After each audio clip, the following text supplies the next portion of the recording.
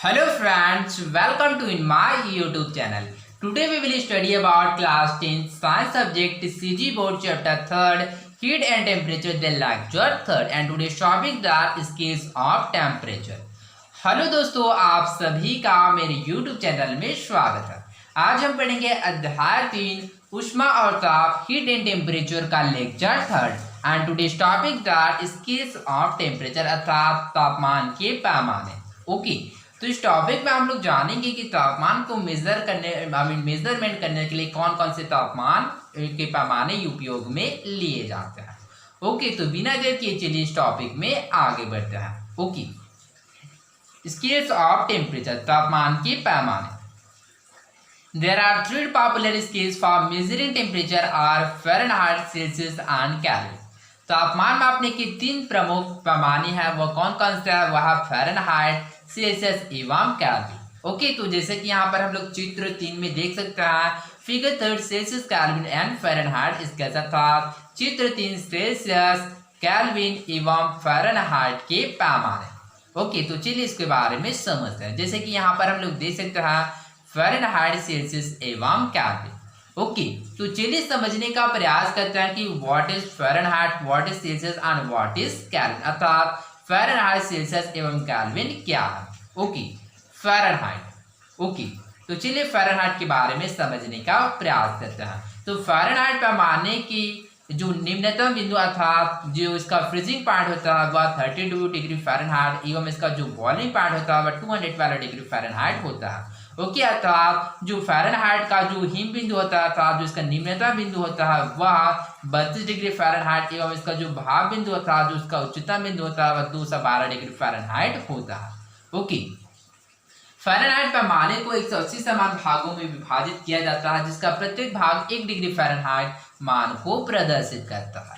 Okay, तो किस प्रकार से इसको विभाजित किया जाता है? जैसे कि यहाँ पर हम लोग देख सकते हैं, यहाँ पर प्रदर्शित है 180 डिग्री का अंतर अर्थात 180 डिग्री का अंतर अर्थात डिफरेंस ऑफ 180 डिग्री। ओके, तो चलिए इसको हम लोग समझते हैं कि यहाँ पर 180 डिग्री का अंतराल क्यों होता है। ओके, तो इसमें क्या करते हैं हम लोग, बॉइलिंग पॉइंट में क्या होता है इसका जो फ्रीजिंग पॉइंट को क्या करते हैं हम लोग घटाते हैं, तो इसको क्या होता है हमको इसका जो वैल्यू होता है वह प्राप्त हो जाता है। कैसे, तो इसके बारे में समझते हैं। जैसे कि 212 में क्या करते हैं हम लोग 32 को घटाते हैं तो क्या होता है 2 आपस में कैंसिल हो गया।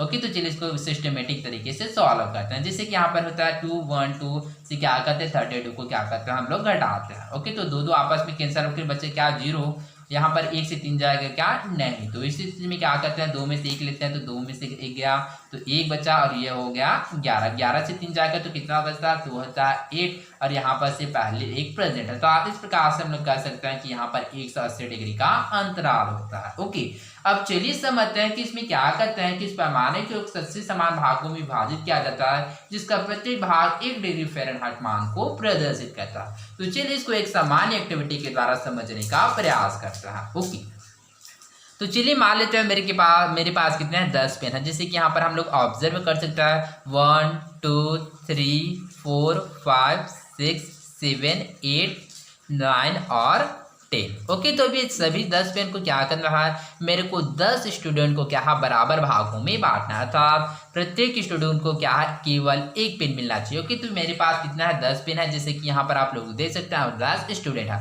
और सभी को क्या है बराबर पेन मिलना चाहिए। तो इस स्थिति में क्या होगा कि एक पेन क्या होता है सभी विद्यार्थी को क्या है सभी स्टूडेंट को क्या मिलेगा, एक पेन मिलेगा अर्थात जितने भी एक स्टूडेंट को क्या है एक पेन मिलेगा। तो इस प्रकार से हम लोग कह सकते हैं कि जो 10 पेन है क्या है सभी स्टूडेंट को एक पेन मिलेगा। ठीक इसी प्रकार से यहाँ पर जो 180 होता है इस 180 को क्या करते हैं हम लोग समान 180 भाग में क्या कर सकते हैं डिवाइड करते हैं, तो 180 समान भागों में विभाजित करते हैं तो सभी को 1 डिग्री फ़ारेनहाइट मिलेगा, जिसकी वजह से हम लोग कह सकते हैं कि इस पैमाने को 180 समान भागों में विभाजित किया जाता है जिसका प्रत्येक भाग 1 डिग्री फ़ारेनहाइट अर्थात 1 डिग्री फ़ारेनहाइट मान को प्रदर्शित करता है।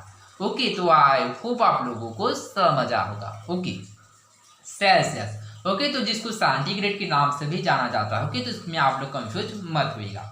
सेल्सियस पैमाने के अंतर्गत इसका जो फ्रीजिंग पॉइंट होता है वह 0 डिग्री सेल्सियस एवं इसका जो बॉइलिंग पॉइंट होता है वह 100 डिग्री सेल्सियस होता है। ओके, तो यहाँ पर जैसे कि हम लोग देख सकते हैं इसके साथ आप लोग याद रखिएगा कि सेल्सियस पैमाने को समान भागों में विभाजित किया जाता है, जिसका प्रत्येक भाग 1 डिग्री सेल्सियस मान को प्रदर्शित करता है। जिस प्रकार से हम लोगों ने फ़ारेनहाइट में देखा, ठीक इसी प्रकार से क्या होता है सेल्सियस में भी होता है, परंतु सेल्सियस में कितना होता है 100 डिग्री सेल्सियस को क्या होता है 100 भागों में समान रूप से विभाजित किया जा सकता है। ओके, तो यहाँ पर 100 कैसे आया, जैसे कि यहाँ पर क्या करता है कि बॉइलिंग पार्ट जैसे कि 100 में क्या करता है, इसको फ्रीजिंग पार्ट 0 को क्या करता है घटाते, तो हम कितना प्राप्त होता है 100। तो इस प्रकार से हम लोग कह सकते हैं कि इसको 100 समान भागों में विभाजित किया जाता है, जिसका प्रत्येक भाग 1 डिग्री सेल्सियस मान को प्रदर्शित करता है। ओके, 100 डिग्री सेल्सियस का 100 डिग्री का अंतर अर्थात डिफरेंस ऑफ 100 डिग्री। ओके, ठीक इसी प्रकार से हम लोग केल्विन की बात करें तो केल्विन पैमाने के अंतर्गत इसका जो फ्रीजिंग पॉइंट होता है 273 केल्विन एवं इसका जो बॉइलिंग पॉइंट होता है वह 373 केल्विन होता है। ओके, इसके साथ आप लोग याद रखिएगा कि केल्विन पैमानों को 100 समान भागों में विभाजित किया जाता है, जिसका प्रत्येक भाग 1 केल्विन मान को प्रदर्शित करता है। ओके, तो इसमें भी क्या करते हैं हम लोग, जो बॉइलिंग पॉइंट होता है 373 में क्या करता है फ्रीजिंग पॉइंट 273 को क्या करता है घटाते हैं, तो हमको कितना प्राप्त होता है 200। तो इस प्रकार से हम लोग कह सकते हैं कि इस पैमानों को 100 समान भागों में विभाजित किया जाता है, जिसका प्रत्येक भाग 1 केल्विन मान को प्रदर्शित करता है। जैसे कि यहाँ पर प्रदर्शित है 100 डिग्री का अंतराल था डिफरेंस ऑफ 100 डिग्री। ओके, तो इस प्रकार से आप लोग याद रखिएगा कि फ़ारेनहाइट, सेल्सियस एवं केल्विन क्या होता है। ओके, इसके साथ यहाँ पर कुछ प्रदर्शित किया गया है, जैसे कि यहाँ पर हम लोग देख सकते हैं, यहाँ पर है 98.6 डिग्री फ़ारेनहाइट, 37 डिग्री सेल्सियस एवं 310 केल्विन अर्थात 310 केल्विन। ओके, तो यहाँ पर क्यों प्रदर्शित किया गया, तो चलिए इसको समझने का प्रयास करते हैं। तो आप लोग याद रखिएगा कि जो मनुष्य क्या या फिर जो हमारे शरीर का जो नॉर्मल टेम्परेचर होता था, जो सामान्य तापमान, मनुष्य का जो सामान्य तापमान कितना होता है, तो फ़ारेनहाइट में 98.6 डिग्री फ़ारेनहाइट होता है, सेल्सियस में 37 डिग्री सेल्सियस होता है एवं केल्विन में 310 केल्विन होता है। ओके, तो इसको आप लोग याद रखिएगा। ओके, तो आई होप आप लोगों को फ़ारेनहाइट, सेल्सियस एवं केल्विन समझ आया होगा कि फ़ारेनहाइट, सेल्सियस एवं केल्विन क्या होता है। ओके, तो इसमें आप लोग सिंपल वे में याद रखिएगा कि इसका जो मान है इसको याद रखिएगा कि जो फ़ारेनहाइट का जो फ्रीजिंग पॉइंट होता है 32 डिग्री फ़ारेनहाइट होता है एवं बॉइलिंग पॉइंट 212 डिग्री फ़ारेनहाइट होता है। ओके, और इसका जो अंतराल आप लोग कैसे निकालोगे, तो इसमें आप लोग याद रखिएगा कि जो बॉइलिंग पॉइंट से क्या करोगे, आप लोग फ्रीजिंग पॉइंट से घटाओगे तो इसका जो वैल्यू निकल जाएगा कि इसमें कितना अंतराल होता है। ओके, तो आई होप आप लोगों को समझ आया होगा। तो चलिए आगे बढ़ते हैं। Okay, in Fahrenheit case boiling point of water. Okay, तो बॉइलिंग पॉइंट अर्थात बॉइलिंग पॉइंट क्या होता है, तो temperature at which water turns into steam. Okay, तो 212 degree Fahrenheit and freezing point of water. तो फ्रीजिंग पॉइंट क्या होता है, तो temperature at which water turns into ice is 32 degree Fahrenheit अर्थात फ़ारेनहाइट पैमाने में सामान्य तौर पर पानी की उच्चतम ताप, तो पानी के जो बॉइलिंग पॉइंट क्या होता है, तो temperature at which water turns into steam अर्थात वह तापमान जिस पर पानी भाप में परिवर्तित होता है को 212 degree Fahrenheit and freezing point of water अर्थात जो पानी के न्यूनतम ताप होता है अर्थात temperature at which water turns into ice अर्थात वह तापमान जिस पर पानी जमकर बर्फ बन जाता है वह 32 डिग्री फ़ारेनहाइट को दर्शाता है या फिर 32 डिग्री फ़ारेनहाइट पर अंकित किया जाता है। Okay, this difference is maximum and minimum temperature is divided into 1 are the similar division. Okay, अर्थात फ़ारेनहाइट की न्यूनतम व उच्चतम ताप को समान अंतराल 180 भागों में विभाजित किया जाता है। जैसे कि हम लोगों ने चित्र में देख सकते हैं, जहाँ पर फ़ारेनहाइट प्रदर्शित है, जिसका जो बॉइलिंग पॉइंट होता है वह 212 डिग्री फ़ारेनहाइट एवं जो इसका फ्रीजिंग पॉइंट होता है वह 32 डिग्री फ़ारेनहाइट होता है एवं इसके क्या होता है उच्चतम एवं निम्नतम स्तर का जो अंतराल होता है वह 180 भाग होता है, 180 होता है, जिसको 180 समान भागों में विभाजित किया जाता है। Okay, Similarly, in Celsius gas, boiling point of water is marked at 100 degree Celsius and freezing point of water is marked at 0 degree Celsius. इसी प्रकार से सेल्सियस पैमाने में जो पानी का उच्चतम ताप को 100 डिग्री सेल्सियस एवं पानी की न्यूनतम ताप को 0 डिग्री सेल्सियस पर दर्शाया जाता है। जैसे कि यहाँ पर चित्र में देख सकते हैं, सेल्सियस पैमाने में क्या होता है, इसका जो उच्चतम ताप 100 डिग्री सेल्सियस एवं निम्नतम ताप 0 डिग्री सेल्सियस होता है। Okay, here the difference between the minimum and maximum temperature is divided into 100 similar divisions अर्थात इसमें न्यूनतम व उच्चतम ताप के बीच के अंतराल को 100 समान भागों में विभाजित किया जाता है, जैसे कि यहाँ पर प्रदर्शित है 100 डिग्री का अंतराल। ओके ओके, तो इसमें आप लोग याद रखिएगा कि Daniel Gabriel Fahrenheit 1714 is credited with the invention of mercury thermometer, अर्थात डैनियल गैब्रियल फ़ारेनहाइट को मरकरी थर्मोमीटर के आविष्कार जो 1714 के लिए जाना जाता है। ओके, तो इसमें आप लोग याद रखिएगा। तो आई होप आप लोगों को समझ आया होगा। तो चलिए आगे बढ़ते हैं। Okay, relation between scales of temperature can be established as following, तापमान के पैमाने में संबंधी अनुसार स्थापित किया जा सकता है। ओके, तो चलिए समझते हैं कि जो तापमान के पैमाने था फ़ारेनहाइट, सेल्सियस एवं केल्विन में किस प्रकार से रिलेशन था, किस प्रकार से संबंध स्थापित किया जा सकता है। ओके, तो इसके लिए फार्मूला है, तो चलिए इसके द्वारा समझने का प्रयास करते हैं। जैसे कि है temperature scale minus freezing point divided by boiling point minus freezing point of first thermometer equal temperature scale minus freezing point divided by boiling point minus freezing point of second thermometer. Okay, तो चलिए इसको समझने का प्रयास करते हैं। Okay, तो चलिए इसके लिए क्या लेते हैं, फर्स्ट जो क्या लेते हैं टेम्परेचर स्केल था। चलिए पहला पैमाना लेते हैं, मान लीजिए फ़ारेनहाइट लेते हैं, और दूसरा स्केल क्या लेते हैं, सेल्सियस लेते हैं। ओके, तो चलिए फ़ारेनहाइट एवं सेल्सियस में क्या है, रिलेशन इस्टेब्लिश करने का प्रयास करते हैं। ओके, तो सबसे पहले क्या लेते हैं, फर्स्ट थर्मोमीटर था, प्रथम तापमापी का क्या लेते हैं, टेम्परेचर स्केल, इसका जो तापमान पैमाना क्या होता है, तो फ़ारेनहाइट तो F होगा, माइनस फ्रीजिंग पॉइंट कितना होता है, तो इसका फ्रीजिंग पॉइंट अर्थात न्यूनतम बिंदु जो होता है 32 फ़ारेनहाइट होता है, जैसे कि यहाँ पर हम लोग देख सकते हैं। ठीक इसी प्रकार से इसका जो बॉइलिंग पॉइंट होता था, इसका जो उच्चतम बिंदु होता है वह कितना होता है, तो वह 212 डिग्री होता है, 212 डिग्री फ़ारेनहाइट, तो इसमें 212 डिग्री लेते हैं। साथ ही माइनस फ्रीजिंग पॉइंट था 32। ओके, तो इस प्रकार से इसमें क्या होता है, फार्मूला में पुट करते हैं। ठीक इसी प्रकार से आप सेकेंड थर्मोमीटर था, द्वितीय तापमापी में क्या लेते हैं, जो सेल्सियस लिया है, तो टेम्परेचर स्केल क्या होता है, C माइनस इसका फ्रीजिंग पॉइंट होता है वह 0, साथ ही बॉइलिंग पॉइंट कितना होता है, वो होता है 100 माइनस फ्रीजिंग पॉइंट 0। अर्थात इस प्रकार से क्या होता है, हम लोग इस पैमाने में फ़ारेनहाइट, सेल्सियस एवं केल्विन में रिलेशन एस्टेब्लिश, तो इस प्रकार से हम लोग फ़ारेनहाइट, सेल्सियस एवं केल्विन में रिलेशन एस्टेब्लिश कर सकते हैं। ओके, तो आई होप आप लोगों को समझ आया होगा कि किस प्रकार से हम लोग इस जो टेम्परेचर है उसके में क्या करते हैं, रिलेशनशिप एस्टेब्लिश, अर्थात इसमें संबंध स्थापित कर सकते हैं। ओके, तो चलिए आगे बढ़ते हैं। Let us understand this through a short example. Okay, तो चलिए हम इसे एक उदाहरण के द्वारा समझने का प्रयास करते हैं। ओके, एग्जांपल, उदाहरण, our normal body temperature is to be 98.6 degree Fahrenheit. What is S value in Celsius? Okay, तो यहाँ पर क्वेश्चन है, हमारा शरीर का जो सामान्य तापमान होता है वह 98.6 डिग्री फ़ारेनहाइट होता है, तो यह सेल्सियस पैमाने में कितना होगा। ओके, तो चलिए इस क्वेश्चन का आंसर को समझने का प्रयास करते हैं। ओके, तो जैसे कि यहाँ पर हम लोग देख सकते हैं, यहाँ पर जो पैमाना जो है वह फ़ारेनहाइट है और दूसरा पैमाना है सेल्सियस, अर्थात हमको क्या करना है, फ़ारेनहाइट पैमाना को क्या है, सेल्सियस में परिवर्तित करना है। ओके, तो यहाँ पर जैसे कि फ़ारेनहाइट का मान जो है कितना दिया, तो वो 98.6 डिग्री दिया है, जबकि जो सेल्सियस का जो मान दिया गया है वह नहीं दिया गया, अर्थात हमको सेल्सियस का मान क्या है, ज्ञात करना है। ओके, तो चलिए इसी फार्मूला की सहायता से क्या है, इसके आंसर को समझने का प्रयास करते हैं और फ़ारेनहाइट को सेल्सियस में कन्वर्ट करते हैं। Okay, solution, F minus 32 divided by 212 minus 32 equals C minus 0 divided by 100 minus 0।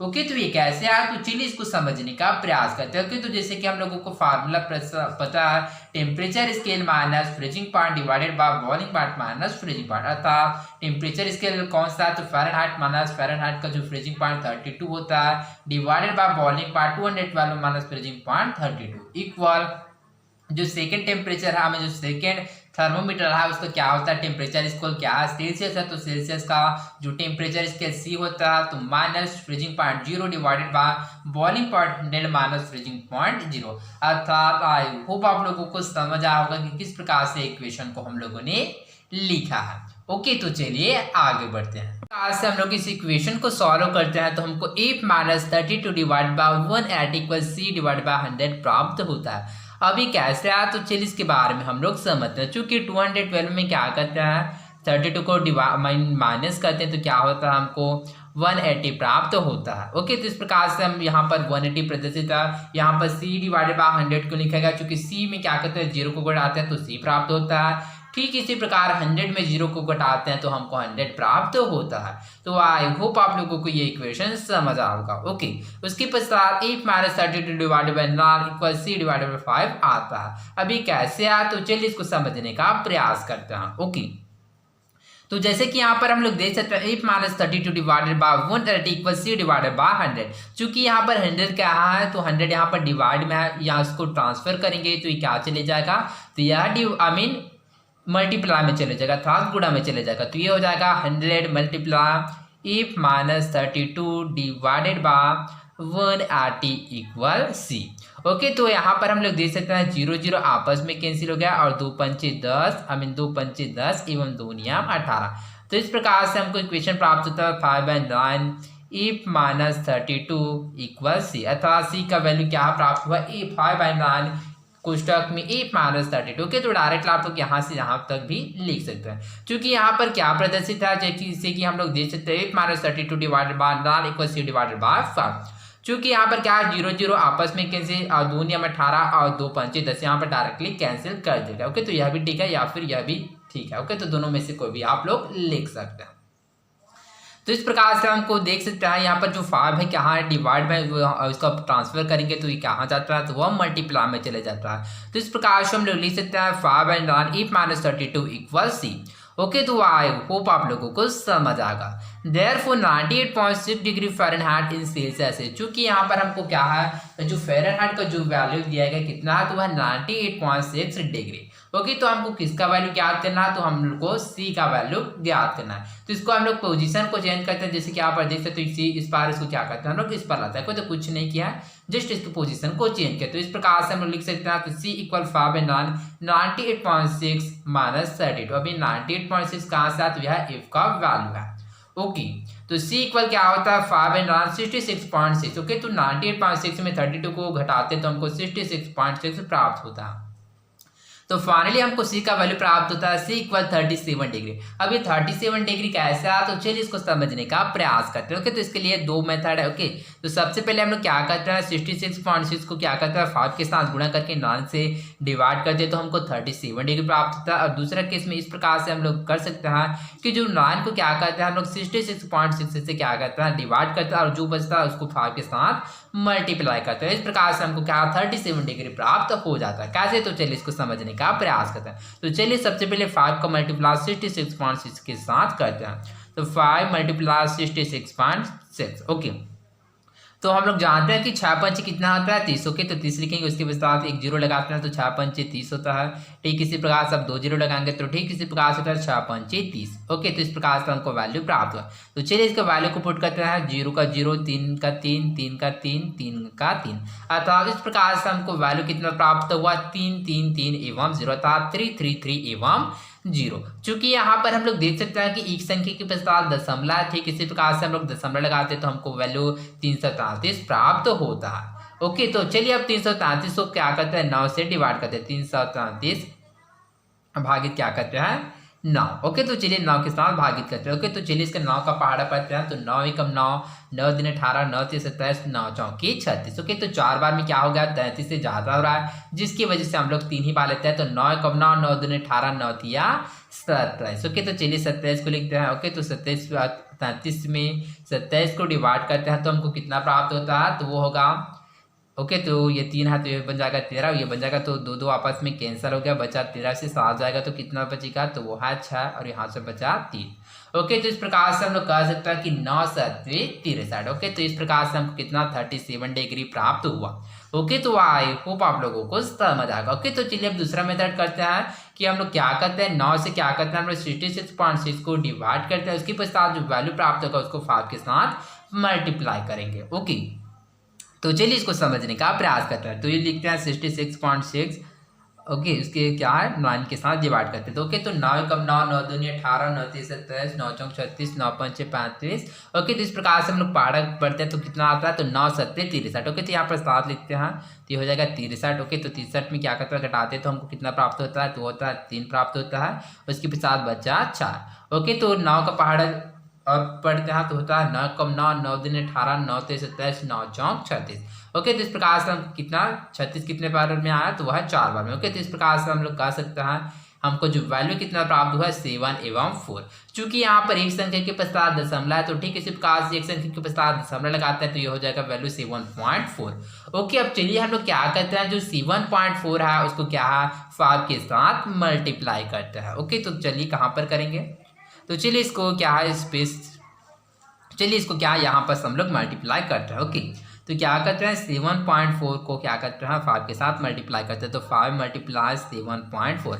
Okay, तो 4 पंचे कितना होता है 20, ठीक इसी प्रकार 1 0 और 7 पंचे कितना होता है 35। ओके, तो इस प्रकार से हो सकता है, तो 0 का 0 हो गया, 2 और 5 कितना होगा, तो वह 7 होगा और 3 का 3।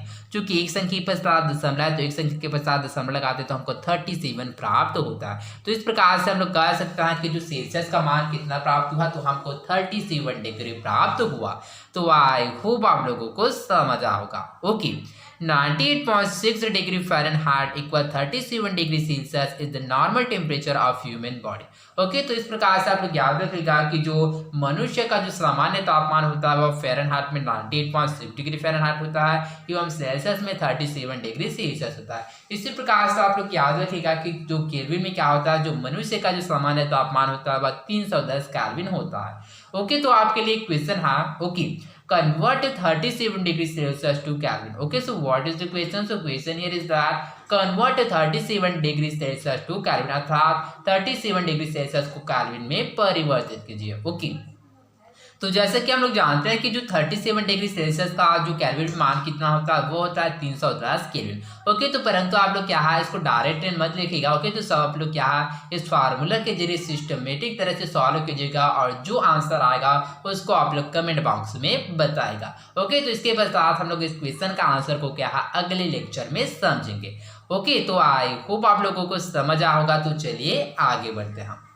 In the same way, freezing point of water in Kelvin scale is 273 Kelvin at normal pressure and boiling point of water is 373 Kelvin. इसी प्रकार से केल्विन तापमान पैमाने में पानी का जो न्यूनतम ताप होता है वह 273 केल्विन होता है एवं उच्चतम ताप पर जो केल्विन का जो मान होता है वह 373 केल्विन होता है। In this scale, the minimum and maximum temperature is divided into 100 equal divisions. इस प्रकार से पैमाने में न्यूनतम व उच्चतम ताप के बीच का अंतराल होता है उसको 100 समान भागों में विभाजित होता है।